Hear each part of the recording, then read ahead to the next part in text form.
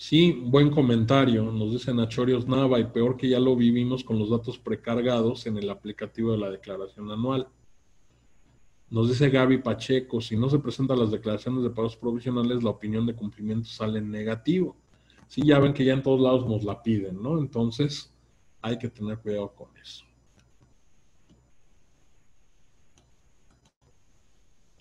Disminución de pagos provisionales, esto sería una opción que no debemos descartarla, sobre todo ahorita en temas o en asuntos de poca liquidez derivados de la contingencia sanitaria.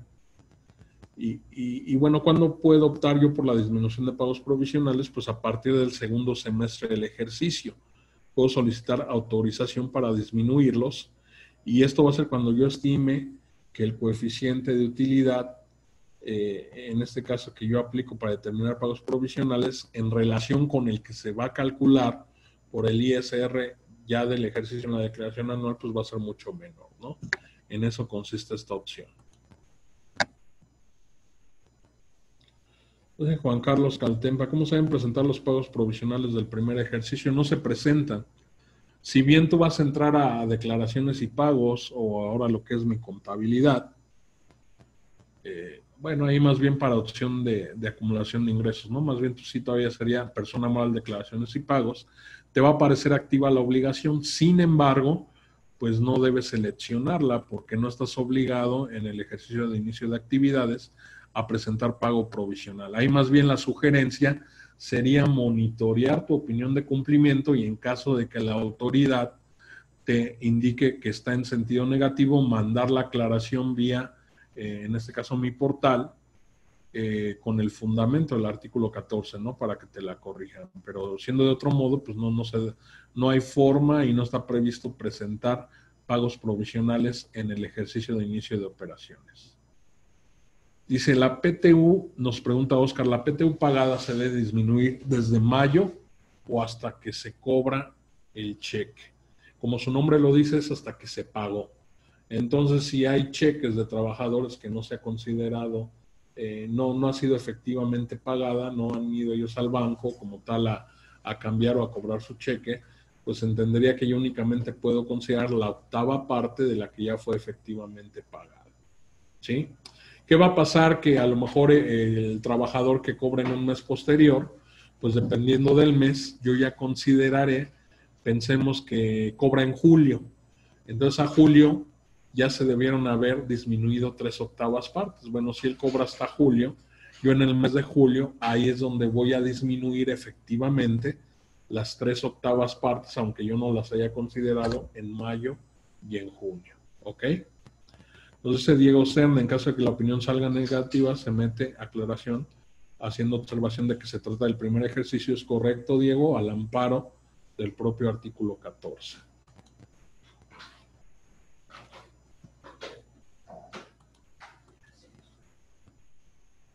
Ahora, ¿qué pasa si, habiendo solicitado disminución de pagos provisionales, al final resulta que, de acuerdo y tomando en consideración el coeficiente que yo consideré, pues que este hubiera sido menor al que sí me hubiera correspondido ya haciendo el cálculo del coeficiente de utilidad del ejercicio? Bueno, ahí en ese caso únicamente se cubrirán recargos por la diferencia entre los pagos autorizados y los que le hubieran correspondido. Es decir, ya no va, en vez de el principal más accesorios, únicamente te vas a hacer cargos de los accesorios.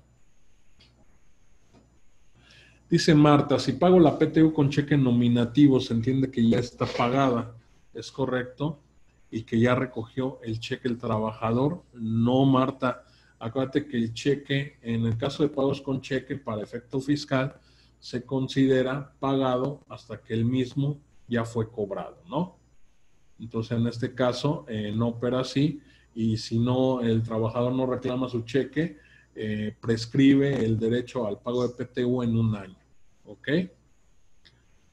Dice Concepción, cuando yo realizo suspensión de actividades de una persona moral en este mes de julio, debo hacer pago provisional de este mes de julio y debo presentar declaración anual por el ejercicio 2020. ¿Es correcto, Concepción?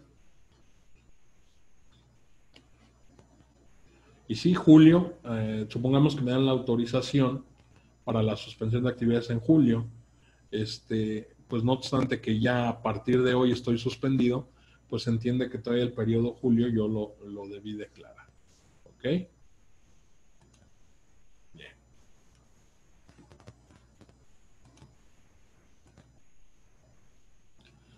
¿Cuándo debemos declarar el impuesto sobre la renta del ejercicio? Pues nos dice, en este caso el artículo 9, que dentro de los 3 meses siguientes a la fecha del cierre del ejercicio.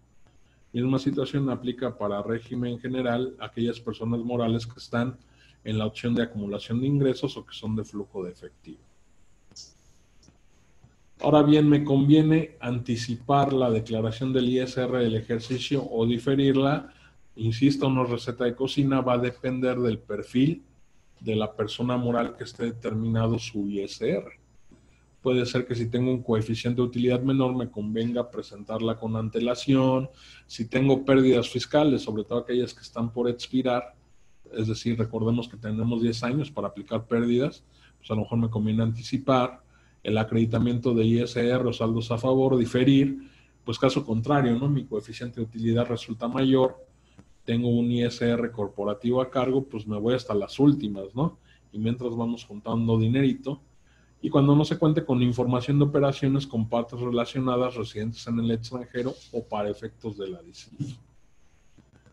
Además de la declaración del ejercicio, pues yo voy a aprovechar el formulario 18 o lo que ahora es el nuevo formulario electrónico de declaración anual para avisar si opto por dictaminarme para efectos fiscales, para si estoy obligado a presentar la declaración informativa sobre la situación fiscal, informar mi coeficiente de utilidad que voy a aplicar, si bien en 2020 tomando en consideración datos de 2019, informar también sobre la PTU a repartir o a pagar en el ejercicio 2020, mi resultado contable financiero también va a quedar plasmado a nivel de declaración anual y el saldo de las cuentas fiscales.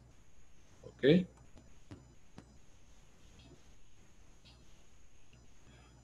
Dice Concepción, debo calcular coeficiente de utilidad por el ejercicio 2020, aunque sea un ejercicio incompleto, es decir, solo de 7 meses. Es correcto, Concepción, el artículo 14 no da ningún tipo de tratamiento especial para efectos del coeficiente de utilidad.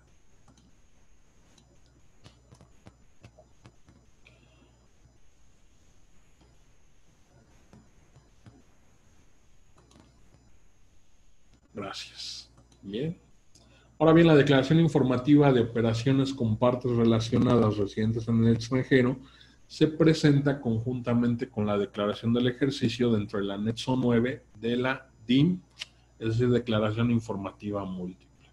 Recuerden que ya hay diversos, la mayoría de los anexos de la DIM que ya no se presentan porque se entiende que la constancia y toda la información ya obra en CFDIs. No así para el caso de la declaración informativa de operaciones con partes relacionadas residentes en el extranjero. ¿Quiénes pueden optar por dictaminarse? Pues tomando las cifras, en este caso actualizadas a 2020, aquellas personas morales que obtengan ingresos acumulables, para estos efectos estamos hablando de personas morales, ¿no? Recordemos que esto está en el Código Fiscal de la Federación. Pues aquellas que tengan ingresos acumulables mayores a 122.814.000 pesos, que su valor del activo sea mayor a 97.023.720 o que tenga un promedio de 300 trabajadores por mes.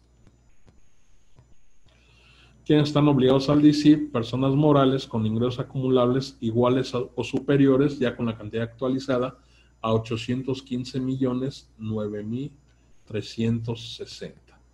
Sociedades mercantiles que pertenezcan al régimen opcional para grupos de sociedades, es decir, aquellos grandes contribuyentes que tienen varias empresas de grupo y que optan por este régimen, que es el que vino a sustituir a lo que era la consolidación fiscal, entidades paraestatales de la Administración Pública Federal, personas morales residentes en el extranjero con establecimiento permanente, únicamente por las actividades desarrolladas en dichos establecimientos permanentes. Esto está, nos mencionaban hace ratito en uno de los comentarios, pues se puede aplicar lo que al respecto refiere el artículo 26 de la Ley de Impuestos sobre la Renta respecto de deducciones autorizadas para estos establecimientos permanentes. Cualquier persona moral residente en México respecto de las operaciones con residentes en el extranjero. ¿Sí? Vía miscelánea, pues establece que aquellas operaciones mayores a 100 millones de pesos.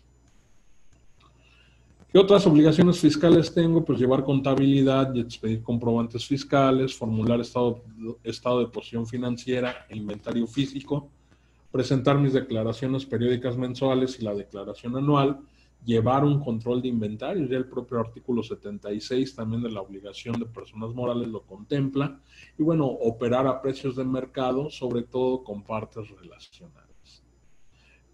Recuerden que una cosa en tema de contabilidad es llevarla en medios electrónicos y otra ingresarla en forma mensual. Oye, soy una persona moral que optó por la opción de acumulación de ingresos, como uso el clasificador de CFDIs, ya no envío DIOT ni envío cuenta electrónica. Ok, no envías la cuenta electrónica, pero sí es tu obligación llevarla en medios electrónicos. Y por supuesto que para nada tiene que ver con mi contabilidad. Ahí únicamente hablamos de un esquema de flujo de efectivo.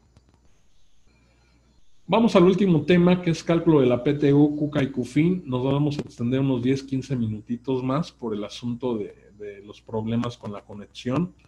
Me disculpo, tal vez algunos ya estén cansados, pero bueno, de forma adicional, y lo van a poder checar con Census, pueden hacerme llegar vía Census cualquier duda o comentario que tengan respecto de la ponencia, o podemos hacer una pequeña ventanita en el siguiente módulo, que también voy a tener el gusto de poder compartirlo con ustedes, que es el de personas morales con fines no lucrativos. Ya habíamos visto el tema de la PTU.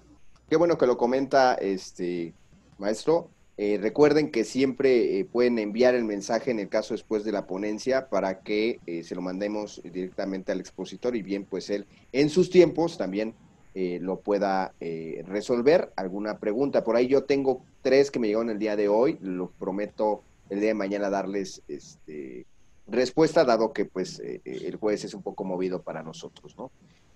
Lo dejo en su exposición, maestro José Alfredo. Gracias, gracias, Toño. Y es la idea, ¿no? Darle seguimiento. Finalmente la gente está pagando y es eso, ¿no? Luego ya las dudas botan al final o ya un ratito después, ¿no? De terminar. O no, regularmente ya están durmiendo y tienen la duda y entonces dicen, ay, ¿por qué no le pregunté esto, no? Así es. Ya que están durmiendo, se metieron al baño y están pensando y entonces ya les sale la duda, ¿no? Y cuando estaba uno en línea, pues no. Ok, bien. Vamos a continuar. Ya hemos visto para el caso de la PTU, pues prácticamente es la misma base que para la renta gravable de impuestos sobre la renta. Únicamente vamos a disminuir de los ingresos, o sea, como si sí consideráramos la deducción de lo que para efectos de ISR no se me permitió, que son aquellas cantidades que no fueron deducibles porque se trataba de ingresos exentos para el trabajador. Ahí creo que no hay mayor problema. Vámonos con la CUCA. ¿Qué es la CUCA? Pues no es otra cosa que la suma de mis aportaciones de capital traídas a valor presente para efectos fiscales. Obviamente, pues estas aportaciones de capital se van a adicionar de cualquier tipo de aportación por parte de los accionistas o de los miembros de la persona moral, si no se trata de sociedades mercantiles. Y esto va a incluir primas netas por suscripción de acciones y obviamente esa cuenta no solo suma, también va a restar. En este caso, para efectos de reducciones de capital, pues yo tengo que considerar dichas reducciones para el saldo de mi CUCA, que es la cuenta de capital de aportación. Oye, ¿para qué me sirve? Pues finalmente, además de traer a valor presente el monto de las aportaciones de los accionistas, también es un indicador que voy a utilizar a la hora de una disminución, reducción o reembolso de capital para poder saber si en todo caso se está llevando el accionista alguna utilidad dentro de lo que fue este reembolso del mismo, ¿no? O disminución de capital. Si hay como tal una utilidad gravable. ¿Qué nos incluye como capital de aportación? De entrada, la reinversión o capitalización de utilidades, es decir, esas no van a jugar para efectos de dicha cuenta. Cualquier otro concepto de capital contable de la persona moral, o sea, ya volteando a ver el aspecto normativo, contable, financiero, esos no van a jugar, con independencia de que jueguen como parte del capital contable en la parte financiera, eso no juega. Tampoco la reinversión de dividendos, utilidades en aumentos de capital de las personas que los distribuyan cuando se realizaron y que sean, en este caso, dentro de los 30 días siguientes a su distribución. ¿Ok? Y aquí tenemos un ejemplo de la aportación inicial que fue el 14 de febrero de 2010 y hay que ir actualizando la CUCA conforme al INPC del mes de cierre y luego ya cada que nosotros vamos a cerrar el ejercicio fiscal tendremos que actualizarlo al INPC del último mes de dicho ejercicio. Sin embargo, pudiera ser que hubiera algún tipo de incidencia como tenemos aquí, que es el caso de una aportación el 28 de febrero, pero ya de 2019, una aportación de capital de 1 millón, ¿sí? En este caso, pues ahí tendríamos que actualizar considerando desde la última vez que se actualizó y hasta la fecha en que se realizó dicha aportación. Si se fijan, se va haciendo como por capas y finalmente ya al cierre del ejercicio 2019, pues ahora sí no se va a actualizar de diciembre a diciembre, ¿no? En este caso se va a actualizar desde la última actualización que fue cuando se hizo esta aportación de 1 millón, ya hasta el mes de cierre del ejercicio. ¿Qué es la CUFIN? La CUFIN es la suma de utilidades fiscales netas, ¿sí? Y esto se lleva también a través de una cuenta. Muchas veces nos toca ver que se envían las declaraciones y esto no es como que una opción, ¿no? No es optativo. Si bien está a nivel de datos informativos, no es optativo el que yo determine o calcule una CUFIN, o sea, es una obligación de la persona moral. El campo viene dentro del propio formato de declaración anual y esto me va a servir para saber si al momento en que yo efectúe un pago de dividendos, mucho ojo, porque hay utilidad contable financiera y yo quiero efectuar un pago de dividendos, tengo que voltear a ver este otro indicador, pero este indicador ya es en la parte fiscal. Este otro indicador me va a decir, ok, contablemente tienes utilidades, las quieres repartir, pero a nivel fiscal vamos a ver si eso que tú pretendes retirar como utilidad ya pagó impuestos sobre la renta. Básicamente para eso es para lo que nos va a servir la CUFIN. Y bueno, porque en la lámina anterior la teníamos seccionada, un saldo de CUFIN a 2013 y otro de 2014 en adelante, porque es precisamente a partir de 2014 que se añade un impuesto adicional, un impuesto definitivo, un ISR del 10%, que se tiene que hacer mediante retención por parte de quien paga, es decir, la persona moral que paga el dividendo. Si yo no hago esta división de CUFINes, pues muy convenientemente el fisco va a considerar que toda la CUFIN se generó de 2014 en adelante. ¿Qué se le suma a la CUFIN y qué se le disminuye? De entrada, la utilidad fiscal neta de cada ejercicio, los dividendos o utilidades percibidos de otras personas morales residentes en México, decía que no son ingresos, porque ya en su momento ese ingreso pagó el impuesto. Sin embargo, para efectos de la cuenta de utilidad fiscal neta, sí la voy a considerar como una entrada o un concepto que suma para efectos de esta cuenta. Además, aquellos ingresos, dividendos o utilidades sujetos a regímenes fiscales preferentes. ¿Cómo se disminuye la cuenta? Pues con los dividendos o utilidades pagados, es decir, aquellos que va a distribuir la persona moral o las utilidades distribuidas cuando provengan del saldo de dicha cuenta. Al igual que, como ya lo mencionamos láminas atrás, no, para efectos de la CUCA, que no se consideran aportaciones de capital, no se van a incluir los dividendos o utilidades cuando sean pagados y estos se reinviertan en la suscripción y aumento de capital de la misma persona moral que los va a distribuir dentro de los 30 días siguientes a su distribución. ¿Cómo será el cálculo de la CUFIN? Pues de acuerdo a lo que nos dice la ley del impuesto sobre la renta, al resultado fiscal le voy a disminuir el ISR pagado, también le voy a disminuir las partidas no deducibles, con excepción de las fracciones, en este caso 8 y 9 del artículo 28 de la ley de ISR y la PTU pagada, ¿ok? Pero ojo, son las partidas no deducibles del artículo 28. Entonces, una cosa son los no deducibles que me señala como tal el artículo 28 de la ley del impuesto sobre la renta, y ya una cosa muy distinta es una deducción autorizada que no cumpla con requisitos, ¿no? Luego ahí aventamos todo junto con pegado. Y finalmente, pues se le va a disminuir la PTU pagada en el ejercicio de acuerdo con la mecánica que señala la ley de impuestos sobre la renta, vía criterio normativo del SAT, y ahora con esta reforma fiscal que hubo a partir de 2014, recordemos que a nivel de utilidad fiscal ya está disminuida la PTU pagada. En ese mismo sentido, pues para calcular la UFIN ya no tendríamos que considerar.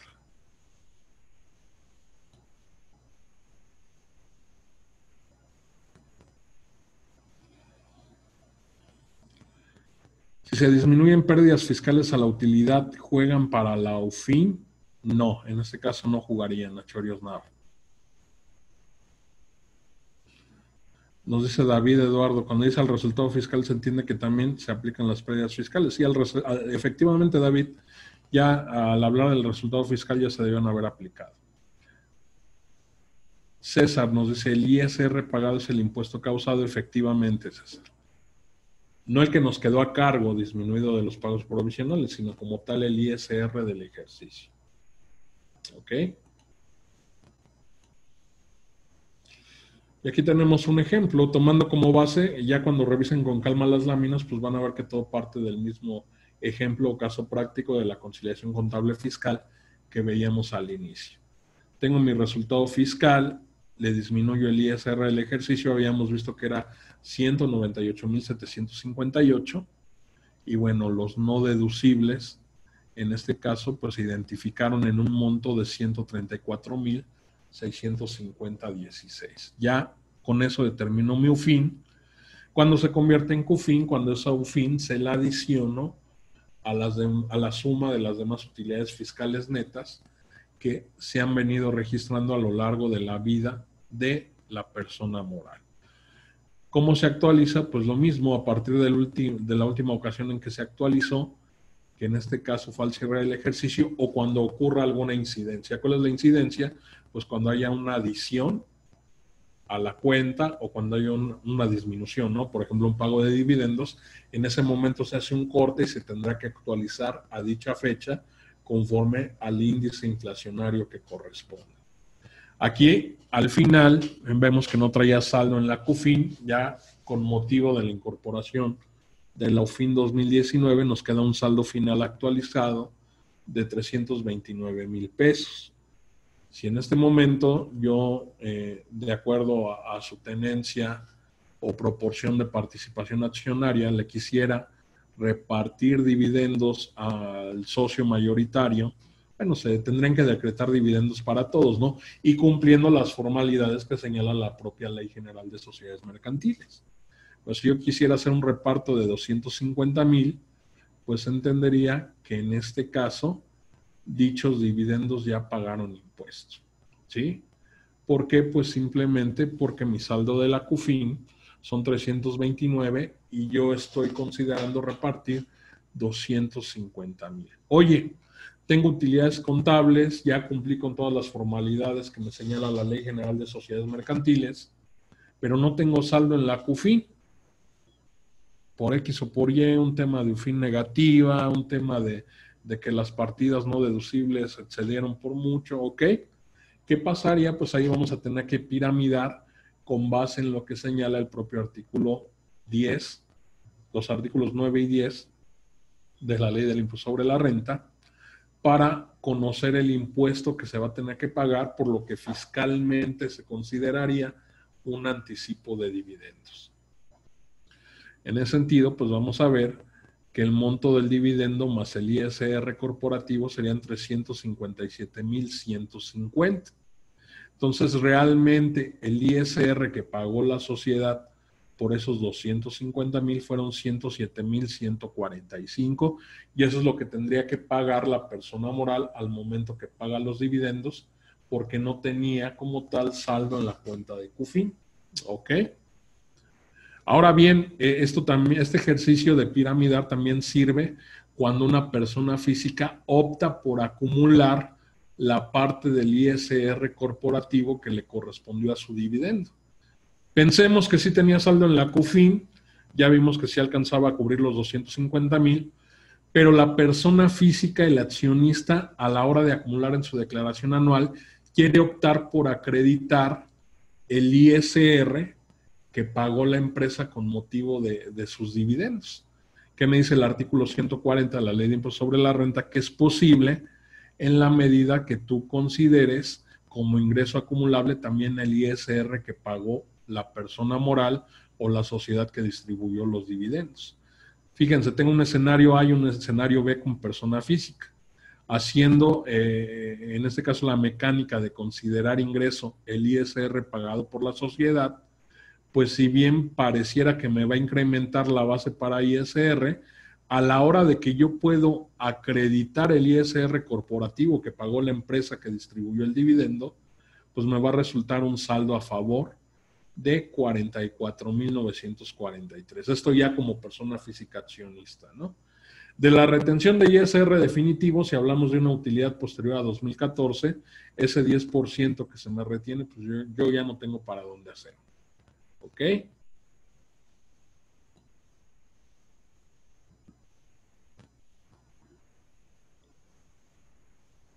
Marta Martínez dice, ¿me puede recordar de dónde sale el factor de piramidación, por favor? Ok, todo esto lo vas a encontrar artículo 9, artículo 10 y por supuesto también el artículo 140. ¿Qué buscamos? Pues hacer como un cálculo inverso, ¿no?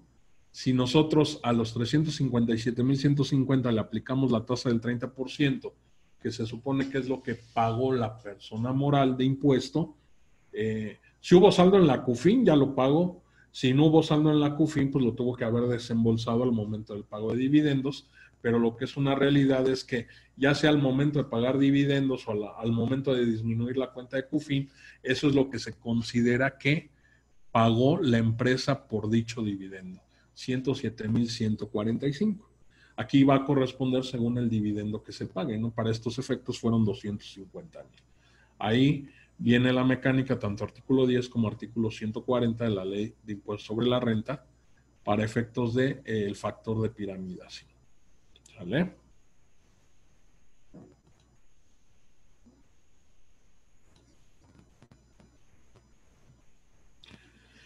Lo dicen Achorios. Entonces, si se disminuyen pérdidas fiscales al resultado fiscal, ¿se puede tomar los dividendos repartidos de ese resultado como provenientes de CUFIN? A ver, te vuelvo a leer, Nachorios, no te entendí muy bien. Entonces, si se disminuyeron pérdidas fiscales al resultado fiscal, ¿se puede tomar los dividendos repartidos de ese resultado como provenientes de CUFIN?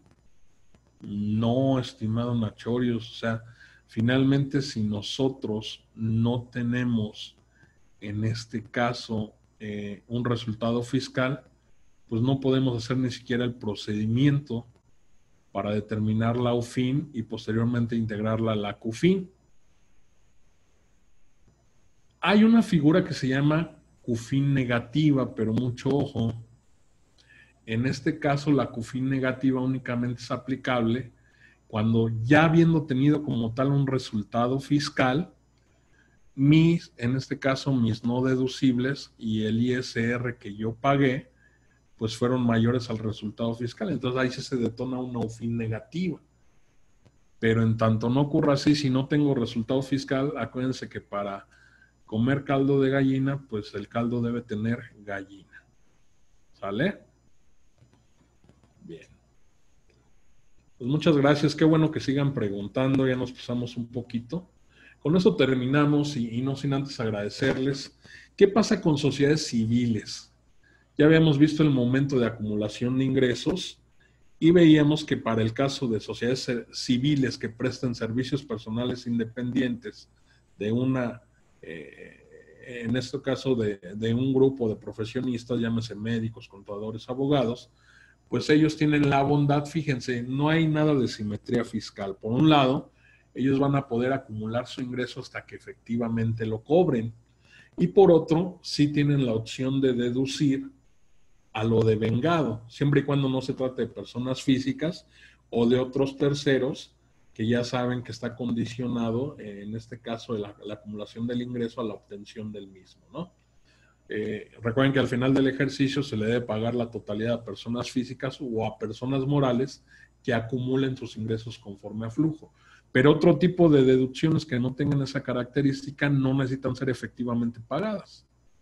Con el simple devengamiento yo puedo, y si cumplo con los requisitos, aplicar dichas deducciones autorizadas. Entonces esa es una de las bondades de la sociedad civil. Cambia un poquito la mecánica a la hora del pago provisional, y ya lo comentaban hace rato en los comentarios, yo voy a poder disminuir los anticipos de remanente. ¿Cuál es el remanente? Pues se entiende que el remanente pues va a ser, en definitiva, para efectos de una sociedad civil, pues su ganancia o utilidad, ¿sí? Entonces es importante señalar que a diferencia de una sociedad mercantil donde yo tengo que esperar, independientemente de haber buscado formas de retribuir al accionista, yo tengo que esperar a que termine un ejercicio social, hacer una asamblea ordinaria, una asamblea general ordinaria donde yo presente los resultados o el informe financiero, donde al final se determine si va a haber pagos o no de dividendos para los accionistas. En una sociedad civil donde se trata de personas que prestan servicios personales independientes, pues yo puedo empezar a anticipar o a retirar dichas utilidades. E inclusive el artículo 94 lo prevé, que va a ser bajo la figura de asimilados a salarios. Entonces ahí, bien llevada a una sociedad civil, pues yo podría traerla prácticamente tablas y se entendería que juega como una sociedad transparente. Finalmente, quien tributa de hecho, pues vendría siendo el miembro de la sociedad civil persona física.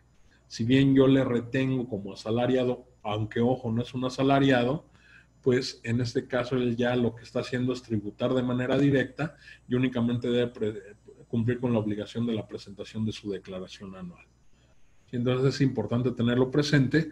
Yo disminuyo estos anticipos de remanente a la hora del pago provisional. Fíjense, es una deducción una disminución, y que es deducción a su vez que yo sí puedo anticipar, a diferencia de todo este tema que veíamos de las notas de crédito. Sin embargo, pues se va a revertir este efecto a la hora de que yo calcule el coeficiente de utilidad. Es decir, a mi utilidad o pérdida fiscal le voy a tener que adicionar o disminuir, si fuera pérdida para efecto del tema de signos, los anticipos o rendimientos a cuentas de la utilidad. Es decir, aquí la base para determinar mi coeficiente va a variar un poquito, precisamente porque yo tuve oportunidad de anticipar esa deducción o disminución vía pagos provisionales. Entonces ahí como que se compensa al final del día. Veo más comentarios.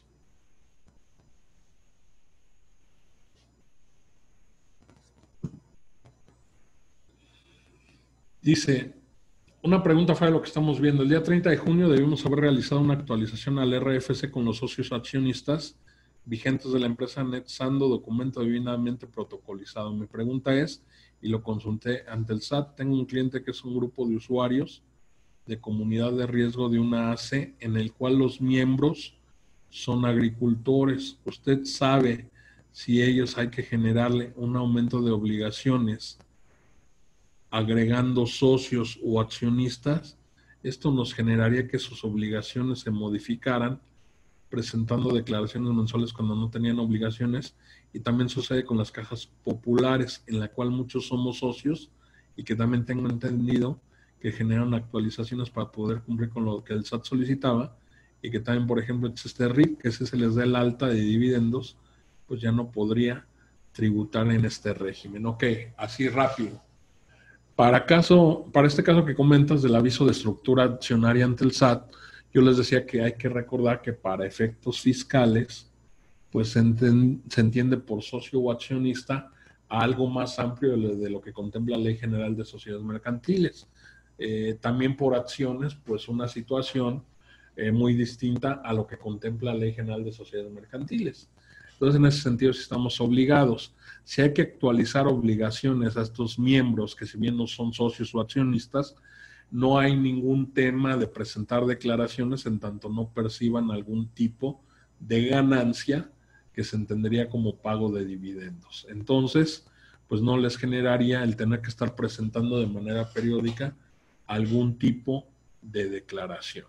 Ahora, para efectos del RIF no hay problema en la medida que no se tenga el control dentro de, o sea, yo puedo ser accionista, pero no poseo el control como tal de la persona moral y no tengo operaciones entre la persona moral y lo que vendría siendo como tal el RIF. Entonces, en esa medida, pues entendería que no habría ningún problema. Estimado, aquí te aparece tu NIC como 869957. ¿Ok? Gaby nos dice una duda. El primer ejercicio se entiende desde que empieza a realizar operaciones. Es que hay veces que se constituyen las empresas y no tiene actividad y empiezan sus actividades hasta el siguiente año. Bueno, eso ya es para efectos tangibles. Tú te inscribiste en el RFC e inicies y no inicies operaciones, se entendería que en ese año es tu ejercicio de inicio de operaciones. Si no tuviste ningún tipo de operación, pues al menos sí tendrías que haber estado presentando declaración periódica definitiva de IVA, en su caso. ¿Ok? Ya a partir del segundo ejercicio, el primer pago provisional va a comprender el primero, segundo y tercer periodo, es decir, de enero a marzo. Como no tuviste operaciones, pues el coeficiente de utilidad va a ser 0.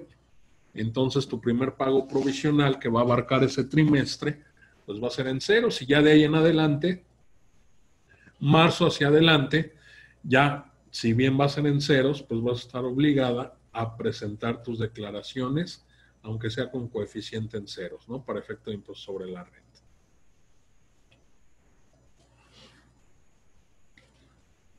Nos dice Lizalde Aguilar, pero normalmente el coeficiente de utilidad en una sociedad civil es muy alto. Por eso decía que una sociedad civil bien llevada, pues ok, me puede resultar con el coeficiente una utilidad muy alta, pero pues yo empiezo a retirar las utilidades, pues bien llevada, pues me voy a ir prácticamente tablas, ¿sí? Es más, a la hora que determine el ISR del ejercicio, ya no sin meterme en tema de coeficiente, pues debiera tener una utilidad mínima o salir tablas, ¿no? Prácticamente. Oye, me sale una utilidad muy grande por el coeficiente, que ahí le quité el... Pues sí, pero ahora tú también pues le vas a disminuir, en este caso, lo que mes con mes le vas anticipando a los miembros o socios de la sociedad civil. ¿Sale? Nos dice Francisco Borja, una empresa comercializadora o una empresa de transporte de carga se puede constituir como una sociedad civil, pues podría, ¿no? Sin embargo, se entendería que no estaría dentro de los límites que contempla su objeto para el que fue creado. Y bueno, para las bondades de este tema de la acumulación de ingresos hasta que sea efectivamente cobrado, pues al referirnos a una comercializadora ya no estaríamos hablando como tal de un servicio personal independiente, ¿no? Mismo caso, un transporte de carga en general, se entiende que, pues sí, más bien se trata de una actividad empresarial. ¿Ok? ¿Alguien más, estimados? Con esto estaríamos finalizando ahora sí. Tenemos todavía una pequeña ventanita de preguntas y respuestas. Muchas gracias por su paciencia. Ahí por los temas que tuvimos con la conexión. Pues nos extendimos un poquito más, pero con mucho gusto para todos ustedes. Pero en el régimen de dividendos, estimado, no hay que presentar declaraciones mensuales. Para el régimen de dividendos únicamente aplica para efecto de la declaración del ejercicio y siempre y cuando el accionista haya obtenido ingresos por dividendos. Si no obtuvo, pues simplemente el campo de ingresos por dividendos se va en blanco. Y bueno, por supuesto nos vemos la próxima semana con el tema de personas morales con fines no lucrativos. Francisco dice, pregunta, ¿para el siguiente módulo se va a tocar el tema de las empresas de coordinados? No está dentro del régimen de personas morales con fines no lucrativos, sin embargo, considero que dentro del diplomado de fiscal sí lo debe tocar algún expositor. Los pagos indebidos se consideran créditos para el ajuste anual. Pues en este sentido yo pagué indebidamente y es una obligación en numerario que tiene un tercero conmigo, se considera, al menos en mi opinión, que sí.